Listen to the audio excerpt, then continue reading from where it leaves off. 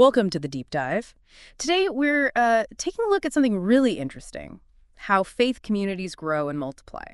It's often called church planting movements, or CPMs. Right, and we've got some great stuff to dig into here. There's a document on obstacles with notes from Acts 29, plus articles from Mission Frontiers. Yeah, those articles cover, lessons learned, some pretty stark realities, they call them brutal facts, and even some breakthroughs in places like Europe, Czech Republic, Sweden. Romania, too. So our goal today, our sort of mission for this deep dive, is to really get under the hood, understand what helps or hinders this kind of rapid growth. Exactly. Using just these sources, we want to pull out the core ideas, maybe find some surprising things about how these movements actually work. Okay, so where should we start? The obstacles, maybe? That document from Acts 29. Sounds good. The first point is, well, it's about how we define church.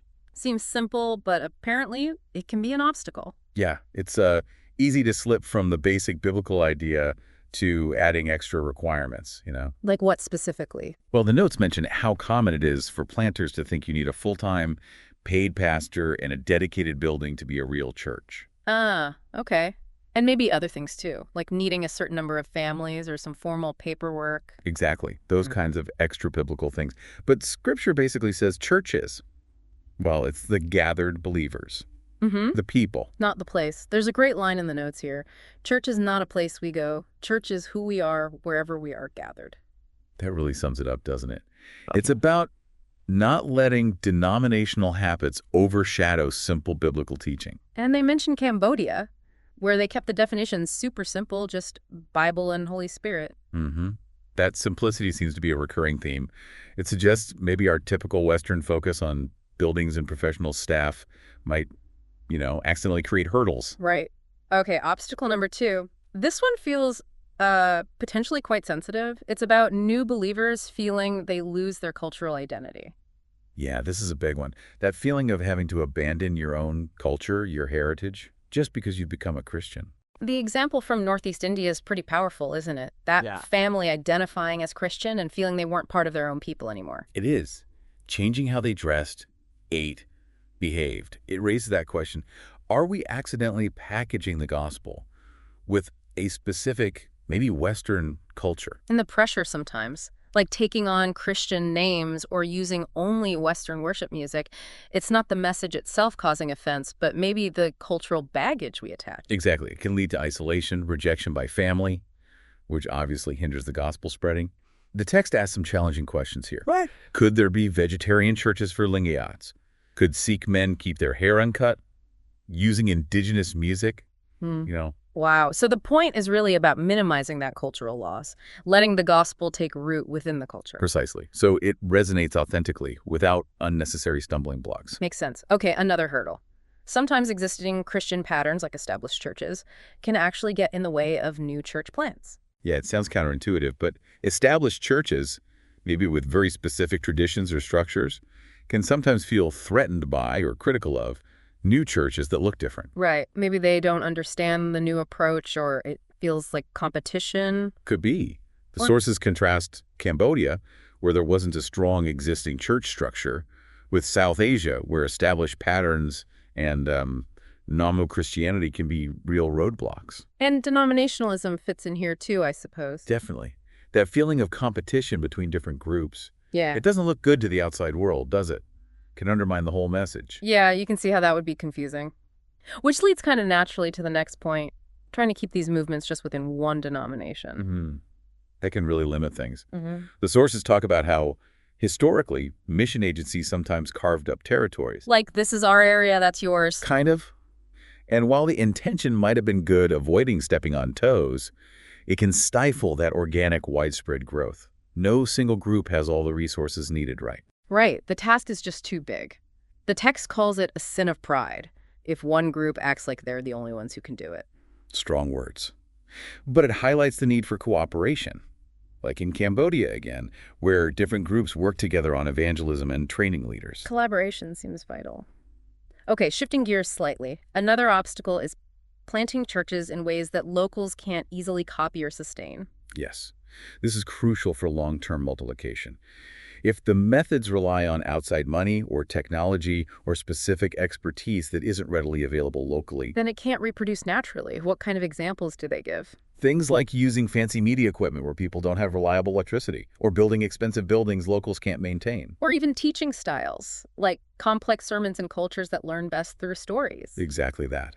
The key is simplicity and replicability, empowering local people to do everything: evangelism, discipleship, leadership training, starting new groups, without needing constant outside help. Like the Cambodia example of using blackboards, not projectors. Hmm. Simple, transferable tools. Precisely. It's about equipping, not creating dependency. Which brings us neatly to the money issue, finances.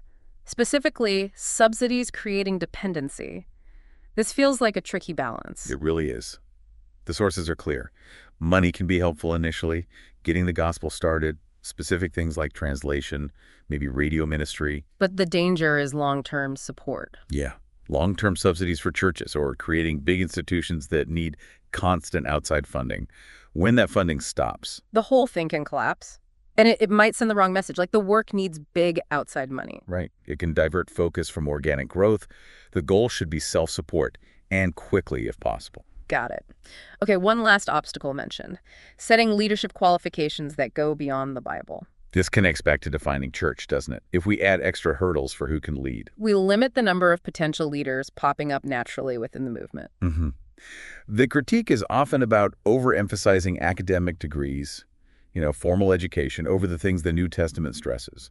Like moral character, a willingness to serve. Exactly. It's about rediscovering those biblical models. Mhm. Jesus' example, Paul's advice to Timothy and Titus. Focus on character, maturity, service. Bringing in extra requirements hinders reproduction. So across all these obstacles, there's a real theme. Stay biblical. Keep it simple. Empower local. That seems to be the core message, yes. Okay, so that's the obstacles. Let's flip it. What about the positive elements? What makes these CPMs actually work? We've got insights from Bill Smith and Neil Mims here. Yeah, and they really stress changing ineffective patterns. If you keep doing what you've been doing, that whole idea. They identified 5 key things they see again and again in successful CPMs. 5 reproducing elements. What's the first one? Effective. Reproducing bridges for massive gospel witness. They call it M2E, mouth to ear. Basically, ordinary believers sharing their faith. So person-to-person evangelism on a large scale makes sense. What's next? Second is effective reproducing gospel presentations, having a clear, shareable message. Okay. Reproducing discipleship that turns new believers into active partners in the movement. Rapid integration is key here. How does that look practically? Things like baptism, soon after conversion, teaching the priesthood of all believers concept, and using accountability-focused discipleship methods, like T4T training for trainers, which often uses that 13-13-13 meeting structure. Looking back, looking up, looking forward. Right. Getting new believers involved quickly. Crucial. Fourth element, rapidly reproducing churches. Prioritizing the gathering of people over buildings or formal structures. Church as people, again. And the 5th. Reproducing leadership development. Intentional, intensive training for local leaders, often learning by doing, empowering them to train others. So this whole multiplying ecosystem, how do Smith and Mims define a CPM then? They say it's a rapid and exponential increase of indigenous churches planting churches within a people group. And what's the role for outsiders, like missionaries, in that picture? More like modelers, encouragers, mentors, equippers, providing accountability, but not necessarily being the frontline leaders long term. Interesting shift in role. Did they share any, surprising lessons? A few, yeah. Things that might seem counterintuitive, like actively looking for and restoring people to society, might have written off the discards as potential leaders. Wow. Prioritizing actually loving and training people over just, perfectly contextualizing everything and just persevering, even when facing criticism. And they mentioned personal disciplines too, right, for the workers involved. Absolutely. Prayer, remembering your own vulnerability, servant leadership, avoiding personal glory, and just this deep desperation for God's kingdom, focused on making disciples and trainers. Sounds incredibly focused and demanding. Okay, Neil Mims also talked about brutal facts, facing reality. This sounds challenging. It is. He draws on ideas from business books like Good to Great, arguing you have to confront the tough realities to make effective plans. And some of the stats he shares are quite sobering. About church size. Yeah. Average church attendance in the U.S. around 75, Southern Baptist, maybe 80. But then in mission contexts like Cambodia after 20-plus years, maybe only 15 or 20 on average. That's way lower than what many pastors probably hope for, isn't it? Like the 150, 200 plus goal. Exactly. And then think about how many people it takes to support a full-time pastor, maybe 70 or 80 in many places, which explains why so many leaders have to be bivocational, even in the U.S. Right, like half of Southern Baptist pastors, the source says. So these facts lead to conclusions about our models, the need for bivocational leaders, the sheer cost and difficulty of growing those big traditional churches, and maybe realizing that God often seems to grow most churches to that smaller size, like 10 to 40 people. So it forces you to ask, should we focus on planting lots of small churches or just a few big ones? He really pushes the idea of average believers planting churches. Yeah, and he makes this interesting point about the strength is weakness of professional-led churches in the West. Having paid experts is great in some ways, but it can mean the laity isn't as mobilized as in these lay-led CPMs. He used a historical example. Early American church history, where lay-led populist groups grew faster than the ones led by the highly educated clergy. Fascinating. And he contrasted different growth models, centrifugal versus centripetal. Right. Centrifugal is that outward multiplication of CPMs.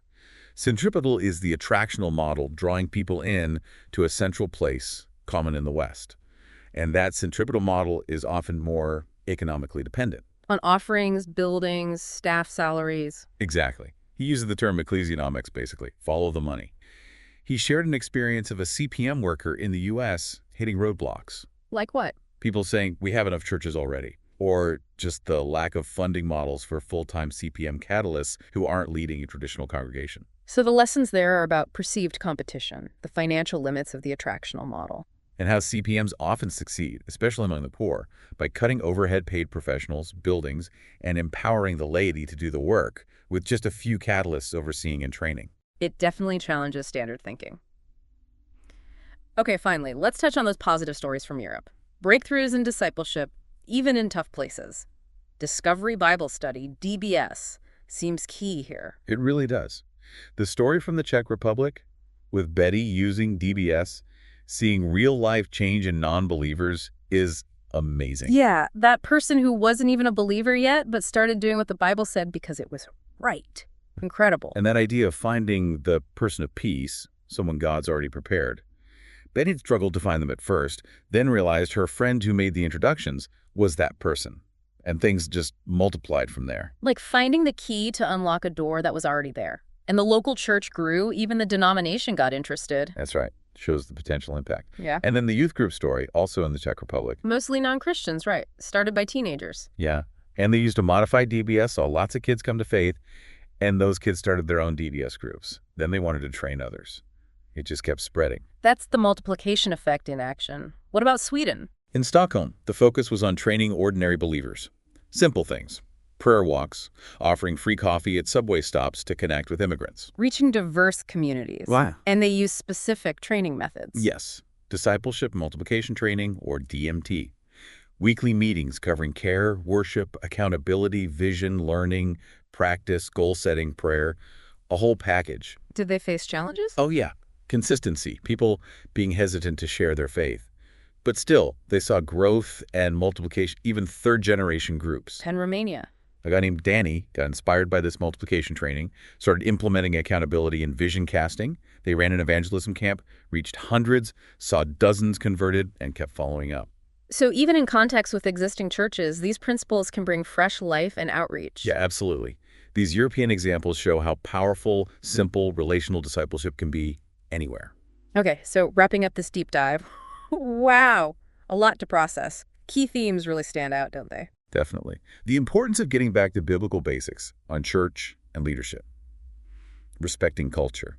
Being aware of the pitfalls of our own established models and divisions. And the power of simple, reproducible methods, unleashing lay people, facing the hard truths, the brutal facts. And just seeing how effective these relational, simple discipleship approaches like DBS are across so many different places. So the final thought we want to leave you with, based on all this, what assumptions are you holding about how church grows or how discipleship happens that maybe got challenged today? Yeah, how could focusing more on multiplication through ordinary believers maybe reshape how you think about faith communities? It's that tension, isn't it, between the established structures we know and the dynamic potential of these movements, something to mull over.